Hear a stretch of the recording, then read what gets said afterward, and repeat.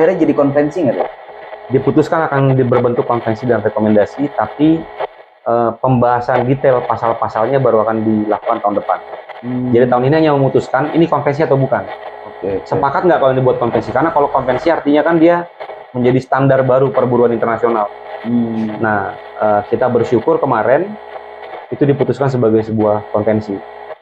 Alhamdulillah, berarti nanti yang ekonomi platform online nih, kalau sudah diadakan konvensi, terus dijadikan status pekerja, nah itu seperti pekerja-pekerja lain ya Bang? Pada umumnya, iya betul. Memang merugikan nggak sih Bang sebenarnya kalau ekonomi platform online sekarang ini? Dari sisi mana nih? Kita ngeliat.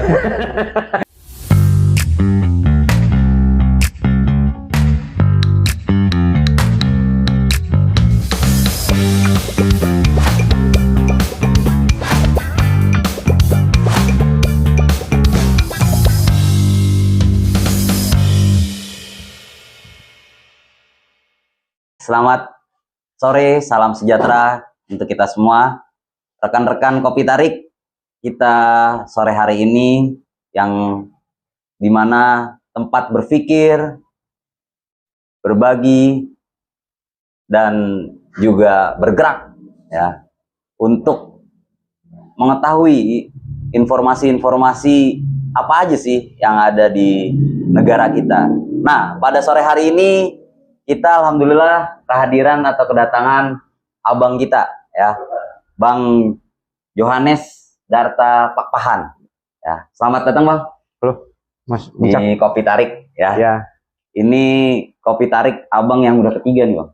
Oh. Karena memang kita benar-benar progres untuk melihat perkembangan-perkembangan isu yang ada di negara kita. Karena kita tahu bahwasannya ini baru selesai kontestasi kan Bang? Ya. Kayak gitu. Nah, Bang Johannes ini adalah Ketua Umum Konfederasi Serikat Buruh Sejahtera, kawan-kawan Kopi Tarik. Nah, mungkin bisa sedikit kita memperkenalkan Bang Johannes terkait Ketua Umum Konfederasi Serikat Buruh Sejahtera ini. Ini konfederasi sudah lama ya Bang untuk berdirinya? Sudah, kalau Konfederasi Serikat Buruh Sejahtera Indonesia berdiri 25 April 1992. 92. Ya, jadi dari mulai zaman Orde Baru, ikut berjuang di reformasi dan ada sampai hari ini. Masih terus berjuang. Masih terus berjuang ya Bang? Untuk sejahtera. Amin. Jadi kalau konfederasi itu kan biasanya dia menaungi beberapa federasi kan? Ya betul. Nah itu kira-kira ada beberapa federasi yang ada di konfederasi. Kalau di kami itu ada 7 federasi internalnya dan ada 2 federasi yang bergabung dengan kami. Jadi masing-masing federasi itu membawahi beberapa sektor. Kalau di kami kan ada kayak VCAP, itu federasi untuk energi dan pertambangan. Industri kimia, energi dan pertambangan, VCAP. Kemudian ada FMIG, federasi media informasi dan grafika. Kemudian ada FPPK, Federasi Pertanian, Perkayuan dan Kehutanan. Yang ketiga itu kan berarti kemudian yang keempat ada kita Federasi SBC juga, Federasi Serikat Buruh Sejahtera Indonesia, itu buat yang umum. Yang umum itu. Nah, jadi semua sektor sebelum di tempat itu ada beberapa perusahaan yang sama. Kita masih tampung dulu di semua di sektor umum. Kemudian yang kelima kita sekarang ada yang namanya FP3, Federasi Pendidikan dan Pelayanan Publik. Masuk juga pendidikan ya Bang ya? Dulu kita namanya federasinya ASN. ASN. Federasi Pendidikan dan Aparatur Sipil Negara. Cuma karena ada berbenturan dengan nama ASN yang ada undang-undangnya juga, akhirnya kita yang mengalah dengan mengubah nama. Kemudian ada kita FTNP, Federasi Transportasi, Nelayan, dan Pariwisata. Baru ada berapa tadi? Ada 5. Udah 6 ya? 6. Nah, udah 6. Kemudian yang ke-7 kita ada Federasi BKN, Bank, Keuangan, dan Niaga. Baru ada 2 federasi yang bergabung dengan kita. Yang pertama Federasi Serikat Buruh Solidaritas Indonesia yang ada di Provinsi Riau. Dan yang kedua adalah Federasi Serikat Buruh yang ada di Bandar Lampung. Jadi totalnya kita sekarang punya 9 federasi. 9 federasi. Iya. Nah, itu jumlah untuk anggota ada berapa tuh Bang? Kalau dari saat federasi? ini dari seluruh anggota kita yang tercatat kita masih sedikit Mas, masih 130 ribuan. Wah, sedikit itu Mas. Sedikit. Kalau dibandingkan dengan jumlah angkatan kerja Indonesia yang 140 juta, jadi Oh iya, dengan jumlah jiwa Iya. penduduk Iya. yang ada di Indonesia. Bang. Nah, ini kita kehadiran Bang Darta ini pada sore hari ini kita akan membahas tentang ekonomi platform online, Bang. Iya. Ya, dengar-dengar kemarin Abang salah satu delegasi yang menghadiri acara ILO. ILC ILO, ya. ILC ILO ya, Bang. Iya. Itu ada di Jenewa yang di Swiss ya, Bang. Iya. Yang Ini ke 113 kemarin. ke 113. Berarti udah dari tahun 19 awal ya, Bang? Ya, 1900. Sejak ILO didirikan 1919. Oh, 1919. Ya. Iya, iya, iya. Nah, itu bisa diceritakan, Bang. Kira-kira apa sih yang dihasilkan atau yang dibahas di acara tersebut gitu? Ya, kalau di konferensi internasional ILO, ya, International Labour Conference ILO itu kan kita biasanya dibahas mengenai standar perburuan yang bisa berlaku global. Berlaku global. Karena di ILO ini agak unik kalau pengambilan keputusan. Kalau di lembaga PBB yang lain itu kan pengambilan keputusan dilakukan oleh anggota yang notabene adalah pemerintah. Oke. Kalau di ILO, pengambilan keputusan diambil oleh anggota. Oh. Yang anggotanya adalah negara, bukan pemerintah. Oh, jadi bukan anggotanya tuh individu ya? Bukan cuma pemerintahnya saja. Nah, kalau di ILO itu pengambilan keputusan selalu modelnya tripartit. Jadi kalau dibilang anggota ILO itu Indonesia, contoh negara Indonesia.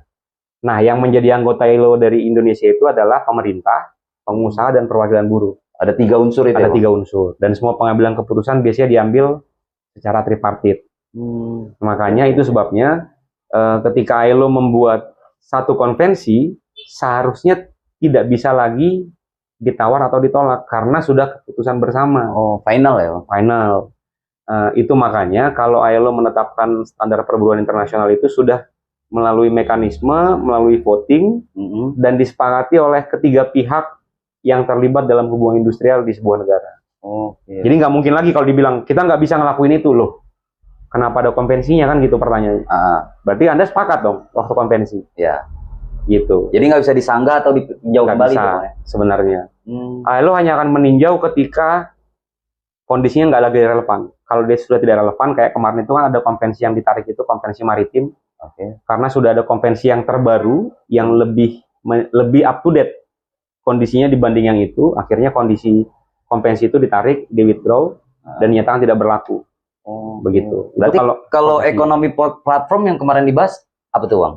Kalau kemarin itu kita masih persiting namanya. Jadi persiting itu adalah pembahasan awal apakah ini akan dibuat jadi konvensi, apakah ini akan dibuat menjadi rekomendasi, atau tidak dua-duanya. Nah, kalau kemarin itu perdebatannya agak keras terjadi di definisi. Definisi yang gimana tuh? Definisi apakah orang-orang yang hidup dari platform itu pekerja atau bukan. Jadi definisi pekerjanya dulu. Karena kalau dia sudah ditetapkan sebagai definisi pekerja, maka semua konvensi lain mengenai hubungan kerja hanya jadi berlaku. Jadi mulai jam kerja, konvensi pertama ILO kan mengenai kebebasan berserikat, mengenai upah yang sama, remunerasi, mengenai kondisi kerja yang layak, itu semua akan berlaku kalau dia jadi pekerja. Makanya kemarin pertarungannya konvensi kah atau tidak? Karena kalau dia sudah konvensi, artinya akan berlaku untuk seluruh pekerja platform di seluruh dunia. Jadi kayak Gojek, Uber, apalagi tuh, Grab. Itu yang transportasi, mode transportasi yang sekarang baru juga di Indonesia yang dari Rusia tuh. Terus bukan cuma itu, tapi apalagi semua pekerjaan-pekerjaan platform. Seperti apa tuh, Bang? Kalau kayak sebelum ada AI, dulu tuh ada platform untuk penulis.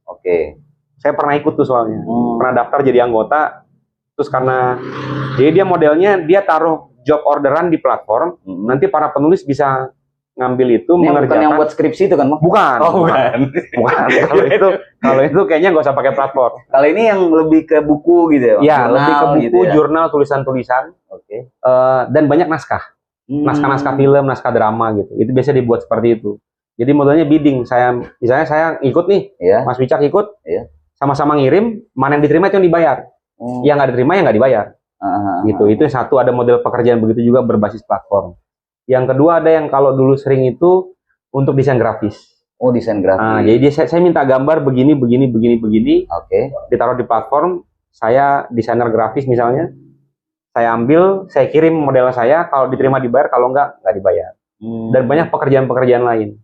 Yang sering juga tuh kalau nggak salah, yang mengecek kalau ada perusahaan-perusahaan franchise, dia akan kirim lewat Google aplikasi. Oh, iya. Dia minta kita ngecek benar nggak ada tokonya di situ. Oke. Kalau kita ngecek, kita foto, kita kirim, nanti kita dapat poin baru dibayar. Itu semua berbasis platform. Kita nggak pernah ketemu siapa yang mesan, siapa yang order. Kita hanya mengandalkan basis aplikasi dan platform. Itu yang disebut dengan basis platform tadi. Online. Begitu. Itu berkembangnya di tahun berapa itu, Bang? Kalau ekonomi platform online di perkumpulan ini? Kalau kita melihat, kalau nggak salah Gojek, yang pertama muncul Uber di sini ya. Iya. 2012, 2014 kalau nggak salah. Baru untuk Gojek dibahas di ILO-nya tuh? Kalau di ILO-nya baru mulai dibahas tahun lalu. Oh, baru tahun lalu. Dan tahun ini baru mulai dimasukkan ke dalam agenda. Tapi kalau penelitian ILO itu sudah mulai dilakukan sejak tahun 2008-2009. Sejak aplikasi mulai muncul, berbagai aplikasi waktu itu. Yang pertama muncul kalau nggak salah untuk transportasi Uber kan, yang duluan di Eropa. Nah, mereka sudah mulai melakukan penelitian sejak saat itu. 2015 sudah mulai masuk pembahasan yang serius. 2019 ketika perayaan 100 tahun ILO mulai akan dibahas. Tapi terpotong COVID 2020. Iya, makanya pembicaranya berhenti dan baru muncul lagi tahun lalu. Oh, baru 2024 kemarin. Baru tahun kemarin baru muncul lagi. Nah, kemarin tuh akhirnya jadi konvensi nggak tuh? Diputuskan akan berbentuk konvensi dan rekomendasi, tapi pembahasan detail pasal-pasalnya baru akan dilakukan tahun depan. Jadi tahun ini hanya memutuskan ini konvensi atau bukan. Oke. Sepakat nggak kalau dibuat konvensi? Karena kalau konvensi artinya kan dia menjadi standar baru perburuan internasional. Nah, kita bersyukur kemarin itu diputuskan sebagai sebuah konvensi. Alhamdulillah, berarti nanti yang ekonomi platform online nih, kalau sudah diadakan konvensi, terus dijadikan status pekerja, nah itu seperti pekerja-pekerja lain ya, Bang? Pada umumnya, iya betul. Memang merugikan nggak sih, Bang, sebenarnya kalau ekonomi platform online sekarang ini? Dari sisi mana nih kita ngeliat? Yang pasti dari sisi pekerja dan dari sisi serikat juga lah, Bang. Ya, kalau dari sisi kami melihat itu sebagai satu hal yang kalau dijadikan pekerjaan utama dengan basis platform yang sekarang, kalau dia bukan pekerja dia sangat rugi. Kenapa tuh rugi? Kita ambil contoh yang gampang ya. Kalau seandainya driver, kita ambil gampang contoh driver. Driver itu kalau dia menurut penelitian yang juga sudah dipublish oleh ILO, kalau dia bekerja sebagai supir perusahaan, dia kerja 8 jam satu hari. Betul. Berlaku sama dia 8 jam satu hari. Masuk jam ke-9 kerja, hitungannya lembur. Oke. Nah, kalau di Jakarta dia dapat UMP berarti 5,3 juta. Untuk 8 jam kerja satu hari, 21 hari satu bulan, dapat 5,3 juta per bulan. Kalau dia pekerja platform, driver Gokar misalnya, dia dibuktikan tidak akan mendapatkan 5,3 juta dengan waktu kerja 21 hari, 8 jam kerja per hari selama 1 bulan. Kalaupun dia bisa mendapatkan lebih, berapa lama dia bekerja? Kan dihitung misalnya kalau saya pekerja driver perusahaan nih, Mas. Misalnya saya dari sini mau ke Senayan, disuruh bos. Betul. Dari mulai saya berangkat ke sini jemput bos ke Senayan itu dihitung jam kerja. Saya balik masih jam kerja. Lewat 8 jam saya dapat lembur. Betul. Itu aturannya. Kalau saya driver Gokar, dapat order dari Senayan ke sini, saya lagi di sini. Sini ke Senayan kan nggak dihitung kerja. Betul. Saya baru dibayar ketika berangkat dari Senayan ke sini. Jadi perjalanan saya dari sini ke Senayan tidak dihitung. Waktu tunggu saya nunggu orderan tidak dihitung. Itu kerugian masalah waktu. Kalau masalah biaya, seandainya saya supir perusahaan, bensin saya ditanggung perusahaan. Spare part ada kerusakan ditanggung perusahaan, bahkan tol ditanggung perusahaan. Kalau saya banyak reimbursenya. Bahkan kadang-kadang saya lebih untung ketika saya dapat reimburse, ya kan? Kalau driver online kan semua dibiayai sendiri. Betul. Jadi murni modelnya kemitraan, padahal bukan mitra. Iya, iya. Gitu. Itu makanya yang menjadi perdebatan sama kami di Serikat yang sering kita perdebatkan itu. Contohnya kan dibilang mitra, kita nggak sepakat kalau itu mitra, karena kita buat aja definisinya melalui undang-undang gitu kan. Definisi undang-undang itu hubungan kerja adalah memenuhi 3 unsur. Yang pertama ada pekerjaan, ada perintah, ada upah. Upahnya itu ada jelas. Karena kalau kita ngorder driver online, ada uang yang kita keluarkan kan, itu upah. Yang tarifnya ditetapkan oleh aplikator. Artinya dia pekerja. Yang kedua ada pekerjaan, pekerjaannya pengantar. Yang ketiga ada perintah. Kalau dibilang nggak ada perintah, kan itu masalah order dan ini. Kalau saya tolak order, saya bisa di-ban nggak? Berarti ada hukuman dong. Betul. Kan hukuman itu datang ketika kita melanggar perintah. Berarti ada perintah. Ketiganya sudah terpenuhi nih sebenarnya. Kenapa dibilang mitra? Kalau mitra kan kalau kita bermitra, Anda buat salah, saya tegur Anda bisa melawan dong. Apakah driver online boleh melawan? Tidak boleh. Nggak bisa. Berarti perintah modelnya. Berarti pekerja maksudnya. Pekerja, bukan kerjasama. Bukan mitra. Bukan mitra. Nah, itu yang kita perjuangkan kemarin di konvensi itu. Kalau konvensinya nanti terus sudah muncul, berarti tinggal aturan nasional yang kita perjuangkan. Tapi aturan nasional akan bisa mengikuti karena dibilang kan ada internasionalnya. Kalau sekarang memang nggak ada, belum ada kan gitu. Makanya perjuangan kemarin. Berarti walaupun negara-negara lain ini contoh, berarti tidak hanya di Indonesia kan Bang ya? Untuk ekonomi platform online ini? Bukan, di semua negara. Itu sudah ada contoh beberapa negara yang ada. Contohnya kayak yang terbaru itu kan yang lagi membuat undang-undang, kalau nggak salah tahun lalu Singapura. Singapura. Iya, dia buat undang-undang mengenai pekerja online itu harus pekerja. Kalau yang sebelumnya itu ada dari Italia, itu sudah diputuskan bahwa Uber itu pekerja di Belanda dan di Italia, Belanda, Inggris. Kalau di Amerika memang kalah. Mereka menang di pengadilan lokal, ketika dibawa ke Mahkamah Agung, drivernya kalah dan itu dinyatakan sebagai mitra, bukan pekerja.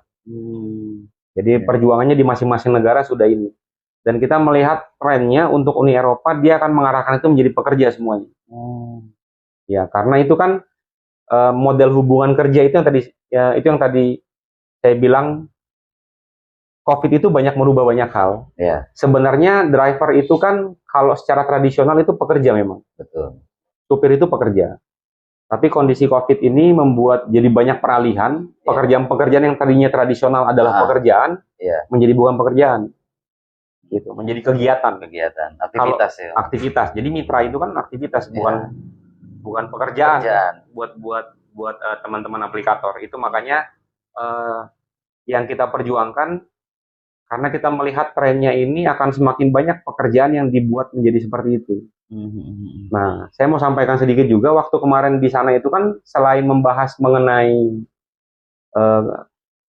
keputusan apakah konvensi atau tidak mengenai pekerja platform, ada satu komite lagi, kebetulan komite yang saya masukin dengan beberapa teman, itu komite mengenai peralihan dari informal menjadi formal. Nah, kenapa ini kita melihat? Jadi di situ salah satu menjadi keputusan penting adalah ketika ada jenis pekerjaan yang mau diubah dari formal menjadi informal, itu harus berdasarkan dialog sosial para pemangku kepentingan. Jadi keterlibatan pekerja lewat serikat, keterlibatan pengusaha lewat asosiasinya harus dilibatkan oleh pemerintah. Karena kita melihat ada banyak jenis pekerjaan yang sekarang mau digeser nih, menjadi informal. Karena menguntungkan bagi pengusaha juga. Menguntungkan. Itu jelas menguntungkan jangka pendek. Tapi jangka panjang pasti jadi masalah. Benar, pasti. Jadi masalah karena saya bilang begini, ini saya kasih contoh sedikit dari agak melenceng dari platformnya. Kalau dulu perusahaan garment, contoh kayak Nike, Adidas, Reebok, itu dia punya pabrik sendiri. Benar. Kalau dia punya pabrik sendiri, artinya quality control dilakukan sendiri. Kalau ada yang buat kancingnya, buat tali sepatunya kurang bagus, dia bisa hukum SP1, SP2, PHK, ya kan? Untuk mengurangi beban itu, akhirnya mereka tutup semua pabriknya, mereka hanya menjual brand. Brandnya dipesan ke perusahaan-perusahaan. Jadi kalau Bapak punya perusahaan garment, Bapak saya pesan, Masnya saya pesan misalnya nih, oke, untuk baju Adidas, misalnya saya Adidas, saya bilang saya pesan sama Mas bajunya. Terus ada teman yang lain yang buat sepatunya, saya pesan sepatunya di situ. Oke kan? Itu masih formal. Nah, dia menjadi formal bagaimana? Ketika pabrik ini merasa, oke, kalau begitu saya hanya buat bajunya saja, tapi kancingnya minta orang lain.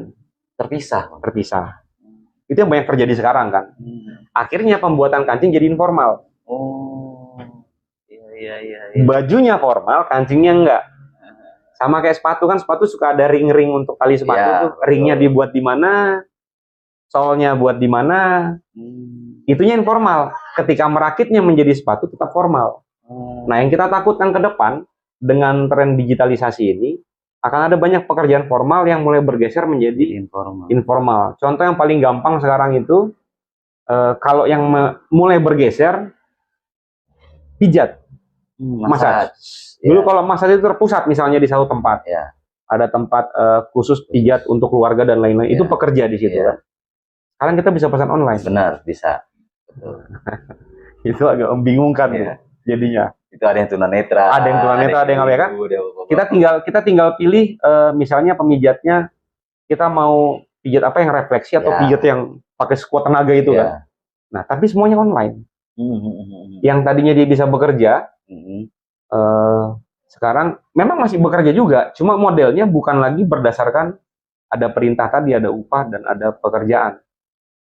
Ini yang abang perjuangkan kemarin ya bang. Dan ada bosnya. Sekarang kan bosnya nggak ada. Oh iya, nggak ada benar. Nah, bosnya aplikasi itu. Bosnya aplikasi. Iya. Gitu. Jadi aplikator yang menjadi bahaya sekarang peralihan pekerjaan itu. Makanya kemarin itu ada sekali dua yang dijalankan komitenya. Yang pertama itu harus menjadi konvensi.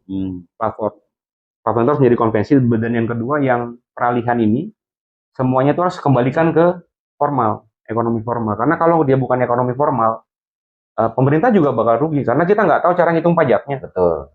Yang satuan tadi kita nggak tahu. Waktunya juga nggak tahu ya. Ngitung pajaknya bagaimana?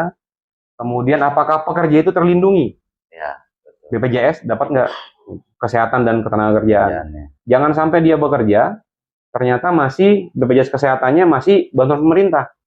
Subsidi dari pemerintah. Nah, masalah lagi kan? Ya. Jadi agak banyak hal-hal yang saling bersangkut paut. Makanya kemarin di dua bahkan di semua komite yang teman-teman yang kita hadiri kemarin di ALCL itu ketua delegasi sudah bilang semuanya kalau nanti setelah pulang dikasih tahu, maksudnya setelah setiap hari kita selalu membahas mengenai ini bagaimana karena semua saling keterkaitan gitu. Itu makanya pentingnya ALC itu diikuti oleh perwakilan pekerja. Oke. Sebelum kita lanjut kita seruput dulu. Kopi tarik ini kopi tarik teman-teman rekan-rekan semua.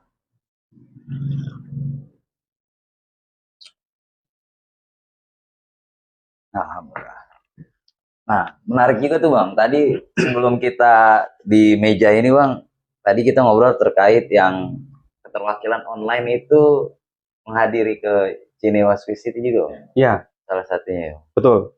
Nah itu bisa diceritakan bang, apa sih yang diperjuangkan oleh mereka atau hanya mengetahui atau jalan-jalannya itu bang di sana? Ya jadi kan tahun lalu kan kita bersepakat berkumpul karena kan saya maaf kalau cerita sedikit ya. Perwakilan yang dikirim dari Indonesia untuk mewakili pekerja ke sana itu kan adalah konfederasi yang ada di tripartit nasional. Jadi ada 10 konfederasi. Nah kemarin kita sebelum berangkat itu kumpul beberapa kali dengan beberapa konfederasi dan kita bilang ini salah satu agenda penting mengenai platform. Nah, kita saling cross-check di internal masing-masing nih, ada nggak pekerja platform yang ada di dalam konfederasi kita masing-masing. Teman-teman semua bilang ada, cuma bagaimana ada usul bagaimana kalau kita mengajak langsung pekerja platformnya. Pertama, karena dia lebih paham jeroannya. Betul. Kan kita hanya melihat ini dari garis luar, tapi mereka yang mengalami sendiri, tahu di mana-mana ada yang hal yang tidak adil, hal yang kurang pas dan lain-lain itu kan. Jadi akhirnya kita memutuskan. Nah, kebetulan ada satu orang tuh, ada seorang teman yang ikut ke sana juga. Aduh saya lupa namanya, Bang siapa? Namanya? Nanya boleh kan? Boleh aja bang. Bang Kemet. Oh Bang Kemet. Bang Kemet terkenal namanya Bang Kemet. Bang Kemet. Dia terkenal. Dia ikut. Jadi dia juga pertama agak salah konsep, dikira rapatnya itu bakal dari pagi sampai sore dan setiap hari. Ternyata dia kadang-kadang jam 12 malam itu kita di grup masih Bang Kemet belum pulang. Kemana itu dia? Bisnya belum datang di acara. Oh, sampai jam 12 di ruang sidang, iya. Itu masih penetapan apakah menjadi konvensi atau tidak. Kalau tahun depan, berarti kan ada draft. Ya. Nah, kalau kita masuk komite drafting seperti yang sudah pernah saya alami, itu bisa sampai jam 2, jam 3. Dan itu benar-benar rapat. Karena bisa dibayangkan kalau itu mau dibuat jadi aturan kan. Berarti semua negara dan setiap negara ada 3 perwakilan yang kasih masukan. Yang kemarin itu perdebatan mengenai titik koma, itu sampai 1 minggu. Pekerja platform adalah, ya kan? Iya. Ada komanya, ada yang setuju, ada yang enggak. Nah, Bang Kemetnya itu kemarin dia agak kaget juga. Ya kita bilang enggak bang, abang tetap semangat. Dan dia mungkin karena merasa ini juga yang saya perjuangkan nasib saya. Betul. Dia ikut sampai jam 9, jam 12. Kadang-kadang, cuma memang kita peringatin bang, hati-hati kalau hari Sabtu, jadwal bis itu gak berubah. Jadi jangan terlalu sore, jangan terlalu malam kalau Sabtu. Karena Sabtu masih rapat juga bang. Itu kemarin 10 hari ya bang ya? Tanggal 2 sampai 13. Oh 13. Sampai 13 penutupan. Gitu. Jadi dan kemarin teman-teman yang baru pertama agak kaget memang mereka karena ternyata agendanya kita kalau pagi itu ada rapat, ada rapat pleno untuk perwakilan semua pekerja dari seluruh dunia. Baru ada rapat komite yang dibagi-bagi, ada komite yang pekerja, komite ini untuk materi ini gitu kan. Baru siangnya ada lagi begitu, sorenya ada lagi begitu. Jadi paling cepat kalau pulang dari sana tuh jam 5, jam 6 sore.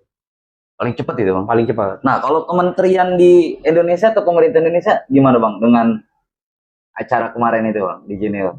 Kemarin itu ya kami sedikit happy sekarang. Agak happy kita sekarang karena kemarin pemerintah Indonesia khusus buat platform, pemerintah menyatakan bahwa itu memang harus bekerja. Indonesia bersuara kemarin. Dan itu disuarakan kencang juga kemarin sama Bang Noel, Wakil Menteri, ketika di kedutaan kita acara acara Idul Adha bersama kan, beliau menyampaikan bahwa memang dari Indonesia kesepakatannya dari pemerintah bahwa itu harus menjadi pekerja. Artinya pemerintahan kita yang sekarang ini memiliki concern yang cukup tinggi untuk pekerja-pekerja platform. Nah, kita juga bisa melihat dari mulai kemarin ya waktu Lebaran, ketika Pak Presiden menyatakan harus ada bantuan hari raya, THR, ya kan? Kita agak-agak kagum juga melihat, wah ini Pak Presiden buat gebrakan juga. Tapi itu bukan gimmick kan, Pak? Bukan. Memang dapat benar. Kalau benar dapat yang kemarin itu. Benar dapat, cuma nah nilainya tidak sesuai yang dibilang sama Pak Presiden. Itu artinya, nah kita kalau begitu kita bukan marah sama presidennya. Kita marah sama aplikatornya karena ini sudah instruksi langsung masih berani dilawan kan begitu. Artinya kalau begitu memang kita pekerja dan pemerintah harus sama-sama bersatu membuat ini, menyatakan ini sebagai pekerja. Jadi supaya jangan lagi sewenang-wenang. Karena gini bang, mohon maaf nih agak sedikit melebar. Kita kemarin buat perhitungan. Aplikator itu kan kalau kita bicara nggak ada ruginya. Kita ngomong logika nih ya. Kalau dia ada 100 order, dia dapat fee dari 100 order. Oke. Yang jadi masalah bukan di situ. Yang jadi masalah kalau dia punya 100 order, drivernya 10, masing-masing driver dapat 10 order. Aplikator tetap dapat 100. Sepakat ya? Betul. Kalau drivernya 20, masing-masing driver cuma dapat 5. Aplikator dapat berapa? 100, nggak berkurang. Kalau drivernya 100, ordernya 100, terbagi drivernya. Driver cuma dapat 1, aplikator tetap 100. Jadi nggak ada ruginya sama dia. Mau 100, mau 200, mau 300. Yang jadi masalah ketika drivernya diperbanyak, berkurang pendapatan. Waktu kerja bertambah, pendapatan berkurang. Nggak ada lagi yang model kayak dulu. Itu juga nggak bisa dibatasi. Dan pemerintah seolah-olah tidak punya kewenangan di sini. Dan memang belum ada panduan internasionalnya kan. Jadi kita berharap ketika ada konvensi ini nanti bisa diterapkan pembatasan-pembatasan itu. Supaya benar-benar jadi efektif. Kalau di luar negeri kan driver Uber mereka batasi. Misalkan 50 dibatasi. Kan itu kan kita bisa melihat berapa pengguna jasa transportasi misalnya di Jakarta. Berapa pengguna roda 2. Dibatasin aja satu orang kira-kira dapat berapa. Ini kan tidak dibatasi, dibuat sebanyak-banyaknya. Nah, terus itu biasanya yang maaf Bang, tadi kan katanya presiden sudah ini memberikan tunjangan hari raya.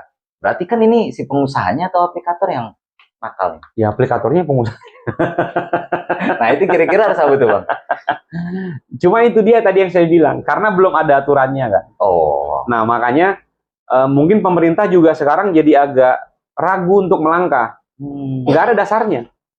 Oke. Kita mau ngomong apa nih? Nah, karena kemarin dibahas Bang. Itu dibahas kemarin. Ya, jadi kemarin itu pembahasan pertama. Kan kemarin itu baru membahas mengenai apakah ini perlu ada konvensi, dengan rekomendasi atau hanya rekomendasi atau tidak ada apa-apa. Kemarin sudah diputuskan itu konvensi dan rekomendasi. Setelah nanti ada konvensi dan rekomendasi, Indonesia bisa buat aturan nasionalnya, ada dasarnya. Dan kalau Indonesia membuat itu sah-sah saja. Kenapa? Kan sudah kesepakatan. Tiga pihak. Dan kalau ngelihat secara tadi yang saya bilang, ini kan ada tren untuk menggeser pekerjaan-pekerjaan formal ke informal. Ini bukan cuma terjadi di Indonesia, kita melihat ini secara global. Ini Bang. Nah, kenapa ini sekarang dibahas di ILO? Berarti ini sudah menjadi hal yang cukup urgent dan penting untuk dibahas. Nah, harapan serikat Abang sebagai Ketua Umum Konfederasi Serikat Buruh Sejahtera ya apa nih Bang ke depannya? Kita berharap Indonesia bisa menjadikan itu sebagai jenis pekerjaan. Boleh ngarasan. Kalau kita berharap definisi pekerjaan di Indonesia itu kan sudah clear. Kalau dia ada perintah, ada upah, ada pekerjaan, itu berarti jenisnya pekerjaan bukan mitra. Kalau dia mitra, artinya harus disepakati berapa tarifnya, berapa jaraknya, apa aturannya. Nah, seandainya dia memang hanya menjadi mitra, buatlah perjanjiannya seperti itu. Tapi kalau dia pekerja, kami berharap konvensi nanti akan diikuti dengan aturan nasional yang bisa melindungi hak-hak teman-teman pekerja platform. Bukan hanya yang transportasi, tapi juga jenis-jenis pekerjaan yang diambil dari platform juga, yang lainnya. Gitu. Oke, terima kasih pada Bang Darta. Kehadirannya pada sore hari ini. Ya, mudah-mudahan ini bermanfaat nih, Bang ya, karena pengetahuan informasi ini penting juga untuk rekan-rekan kopi tarik. Kayak gitu. Karena di sini tempat berpikir, berbagi, dan yang pasti bergerak. Kayak gitu. Dengan seruput kopi. Pasti.